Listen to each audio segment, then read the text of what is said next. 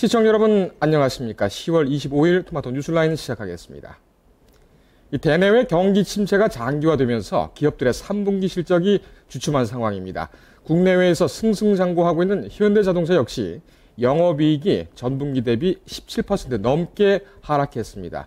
기업들의 경영 전략이 보수적으로 전환되고 있습니다. 오늘 이 문제 현대자동차를 중심으로 자세하게 알아보겠습니다. 산업부 김영택 기자 나왔습니다.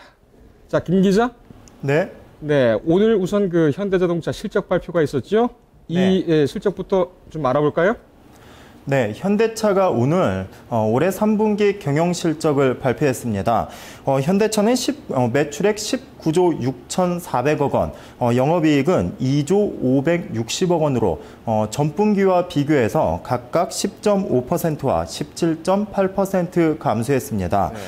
대내외 경기 침체 여파를 이기지 못하고 그간의 실적 고공행진을 마무리한 것입니다. 3분기 현대차 노사 간 임단 협으로 생산이 차질을 빚었고, 그리고 내수 시장에서 경기 침체가 장기화하면서 판매도 하락했기 때문입니다. 여기에 환 리스크까지 겹치면서 불확실성이 커지고 있습니다. 네. 근데 이 문제가 임단 협으로 인한 그 일시적인 현상일 수 있겠다, 이렇게 또 판단을 할 수가 있겠는데요. 일단 수익성이 떨어진 현대차 입장에서는 상당히 좀 고민이겠습니다. 타개책이 있습니까? 네. 현대차는 지난해 하반기 이후에 내수 시장의 부진을 해외에서 만회하고 있는 모습입니다. 현대차는 브랜드 가치 제고를 통해서 판매 단가를 향상해서 수익성을 극대화하겠다는 전략입니다. 구체적으로 현대차는 해외 시장에서 현지 전략 차종을 집중적으로 출시할 계획입니다. 이와 함께 딜러점 확대는 물론이고 자동차 정비 시설도 확충해 고객 만족을 극대화하겠다는 계획입니다. 특히 현대차는 중국과 브라질 공장에서 가동률을 100%로 끌어올려서 신흥시장의 우위를 점하겠다는 계획입니다. 이렇게 되면 이제 현대차 입장에서도 허리띠를 졸라맬 수밖에 없지 않겠습니까? 특히 내년 같은 경우에는 보수적으로 돌아설 것이다, 경영 전략이. 이런 전망이 나오고 있는데요. 어떻습니까? 네, 맞습니다.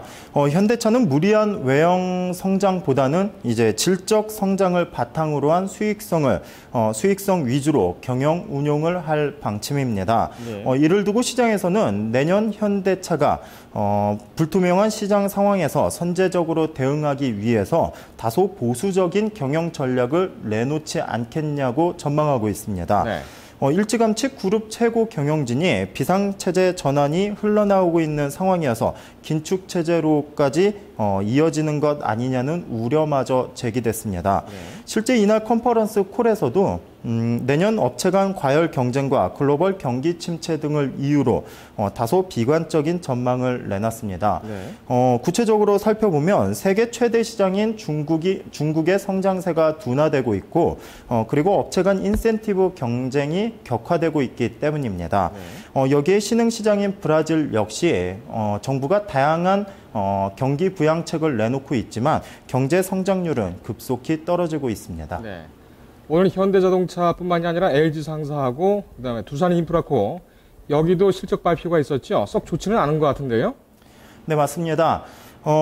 두산인프라코어가 중국 경기 부진에 직격탄을 맞았습니다.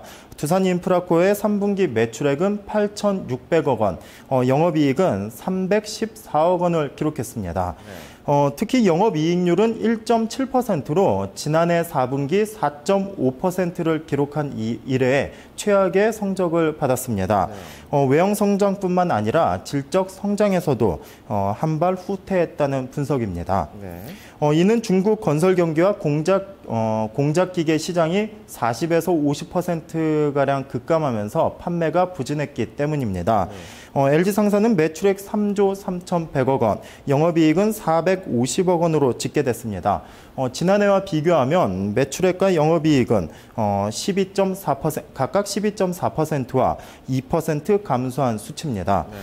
같은 기간 순이익은 무려 27% 감소한 341억 원을 기록했습니다. 이는 오만 석유 광고의 파이프라인 교체에 따른 선적 지연으로 영업이익이 감소했기 때문입니다. 여러 가지 경영 상황이 불투명해지면서 기업들의 고민이 아주 크겠습니다. 앞으로 또 어떻게 극복해 나가는지 또 잘 살펴봐야 되겠고요. 김 기자 오늘 잘 들었습니다. 네.